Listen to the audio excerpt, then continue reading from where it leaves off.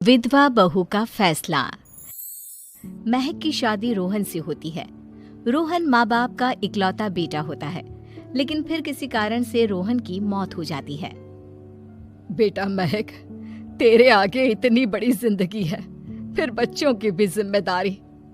तू कोई काम कर ले। मैं तो कहती हूँ रोहन के ऑफिस में ही बात कर ले, शायद तेरे लिए कोई काम निकल आए। हाँ माँ जी, मैं भी यही सोच रही थी, लेकिन कैसे बात करूं, किससे बात करूं, कुछ समझ में नहीं आ रहा। अब वो क्या नाम था रोहन का जो दोस्त हुआ करता था, पहले तो बड़ा आता था हमारे घर। राकेश की बात कर रहे हैं? पर वो तो रोहन के बाद से कभी आया ही नहीं, पता नहीं कहाँ है वो। आया था, एक नहीं कई बार आया था, लेकिन मैंने बाहर से ही भेज दिया। घर के अंदर झांकता रहता था, मुझे ठीक नहीं लगा। अरे आपको तो पता नहीं क्या ठीक लगता है और क्या नहीं। उसका नंबर है मेरे पास, मैं आज ही फोन करती हूँ। सास राकेश को फोन लगाती है और शाम को घर आने का न्योता दे देती है। अरे आंटी, ओहो भाग्य हमारे कि आपने घर बुलाया। मैं तो कई बार आया, लास्ट टाइम तो अंकल से मुलाकात भी हो गई थी। हाँ, वो हम लोगों को निकलना था ना कहीं उस वक्त। अरे छोड़ो ना बेटा, बोलो क्या लोगे? आपकी बहू। क्या बकवास कर रहे हो राकेश? अरे मेरा मतलब ये है कि आपकी बहू कहाँ है? भाभी जी के हाथ की चाय की बस एक प्याली मिल जाती तो। महक चाय लेकर आती है, लेकिन वो जैसे ही राकेश की ओर देखती है, उसे राकेश पसंद नहीं आता। वो अंदर जाने को होती है कि अरे भाभी जी कहाँ जा रही है?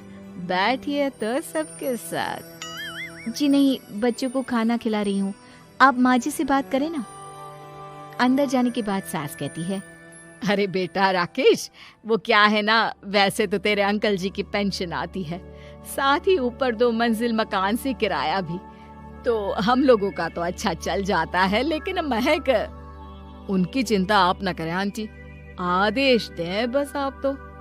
देखो भाग्यवान, रहने दो, कोई बात नहीं, मैनेज हो जाएगा। अरे क्या मैनेज हो जाएगा अंकल, हमें भी बता दें। आप चुप रहिए जी। अब वो क्या है ना राकेश, तुझे तो पता है कि रोहन के 2 बच्चे हैं, उनकी पढ़ाई लिखाई का खर्चा बहुत है। हम ये चाह रहे थे कि रोहन के ऑफिस में महक को भी अगर कोई काम मिल जाता तो। क्यों नहीं आंटी जी, मैं हूं ना, मैं बात कर लेता हूँ। वैसे तो आप हाँ ही समझिए। महक भाभी को बोल देना कि कल तैयार रहें मेरे साथ ऑफिस चलने के लिए, मैं मालिकों से मिलवा दूंगा उन्हें। महक अंदर से सब सुन रही थी। अच्छा आंटी जी, तो चलता हूँ, कल आ जाऊंगा। अच्छा भाभी जी, तैयार रहिएगा कल। राकेश तो चला जाता है, लेकिन ससुर सास पर बरस पड़ते हैं। मुझे ये आदमी एक पैसे का पसंद नहीं है। तुम इसे बोल दो कि हमें कहीं नहीं करवानी बहू से कोई नौकरी। अरे क्यों नहीं करवानी? सारा पैसा मैं इसके बच्चे और इसी पर उड़ा दूंगी, तो मेरी बेटी को क्या दूंगी? जरूरत क्या है तुम्हारी बेटी को तुम्हारे पैसे की? अरे वो तो पहले ही बड़े पैसे वाले घर की बहू है। अपनी बहू की सोचो जो अब तुम्हारी बेटी जैसी है। बच्चे रोहन की आखिरी निशानी है। अरे अपना भाषण अपने पास रखो, सारा दिन घर पर बैठी रोटियां तोड़ेगी, तो काम करे ना कुछ बाहर जाकर। बहू सब सुन रही होती है। वो अगली सुबह बिना मन के तैयार तो हो जाती है, लेकिन जैसे ही राकेश आता है, क्या बात है भाभी जी, रेडी हैं? तो फिर चले डेट पर, मतलब इंटरव्यू पर। महक सामने आती है कि सामने ससुर जी खड़े होते हैं। हाँ महक बेटा, आओ चलते हैं, मैं भी चल रहा हूँ। ससुर को तैयार देखकर राकेश का चेहरा बन जाता है। अंकल जी, आप परेशान हो जाएंगे। अरे रहने दीजिए ना, धूप भी बहुत है। वैसे भी स्कूटर में तो 2 लोग ही बैठ सकते हैं ना। तो तुम चलो, मैं बहू के साथ अपनी कार से आ जाता हूँ। महक ससुर जी को देखकर खुश हो जाती है, उसे शांति हो जाती है। वो लोग रोहन के ऑफिस जाते हैं, जहाँ बॉस कहते हैं, नमस्ते अंकल। नमस्ते महक, कैसे हैं आप लोग? रोहन का सुनकर बहुत दुख हुआ अंकल, वैसे कैसे आना हुआ? बेटा, क्या हमारी बहू के लिए तुम्हारी ऑफिस में कोई काम मिल सकता है?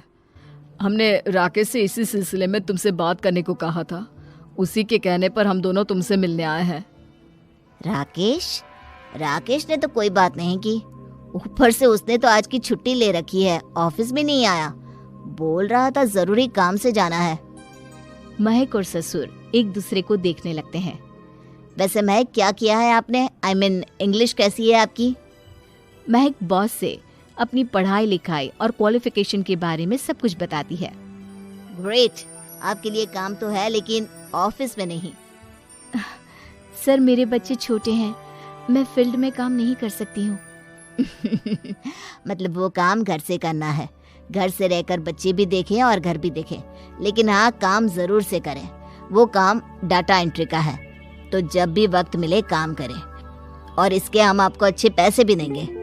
महक बॉस की बात सुनकर खुश हो जाती है, उन्हें थैंक्स बोलकर घर आ जाती है। किसके साथ भेज रही थी तुम महक को? अरे वो कमीना, उसने तो ऑफिस से छुट्टी ले रखी थी, बात भी नहीं की थी उसने बॉस से बहू के काम के लिए। वो तो अच्छा हुआ कि मैं साथ में चला गया। हाँ ठीक है, नौकरी मिल गई ना, इतना ही काफी है।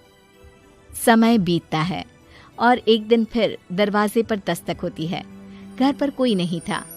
महक दरवाजा खोलती है, देखती है तो सामने है राकेश। नमस्ते भाभी जी। नमस्ते, घर पर कोई नहीं है, आप कल आइएगा।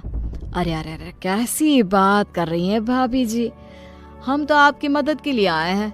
वो क्या है ना, अंकल जी का फोन आया था कि आपको किसी मदद की जरूरत है। महक को आश्चर्य होता है कि उसके ससुर ने राकेश को फोन क्यों किया। वो ससुर जी को फोन करती है लेकिन फोन नहीं लगता। नहीं, हम लोगों को किसी भी चीज की जरूरत नहीं है, आप जा सकते हैं। अच्छा, एक कप चाय तो पिला दीजिए। महक चाय लेकर आती है। चाय पीने के बाद, रोहन मेरा बहुत अच्छा दोस्त था, उसने मुझसे कहा था कि वो रहे ना रहे उसके घर वालों का, खास करके आपका ख्याल मुझे ही रखना है, तो मैं कल फिर आऊंगा भाभी जी। नहीं, माता पिताजी है नहीं, वो 4-5 दिन बाद आएंगे, आप उन लोगों के आने के बाद ही आइएगा। मुझे ये सब ठीक नहीं लगता। अरे छोड़िए ना भाभी जी, लोगों का तो काम है कहना। मेरा मतलब है वो तो बोलते ही रहेंगे। आता हूँ मैं कल। महक को अब गुस्सा आ जाता है। हमेशा शांत और मधुर बोलने वाली महक पहली बार जिंदगी में फैसला लेती है, और फैसला होता है राकेश को सबक सिखाने का। बड़े बेशर्म हैं आप, किसने कहा आपको कि आप आए?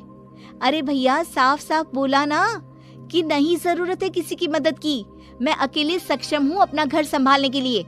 आज आखिरी बार बोल रही हूँ, इस घर की तरफ आंख उठाकर भी देखा ना तो देख लेना, वरना पुलिस के हवाले कर दूंगी। निकलो यहाँ से, या धक्के मार कर निकालूं। पुलिस का नाम सुनते ही राकेश वहाँ से 9-2-11 हो जाता है, और महक को अपने फैसले पर गर्व होता है।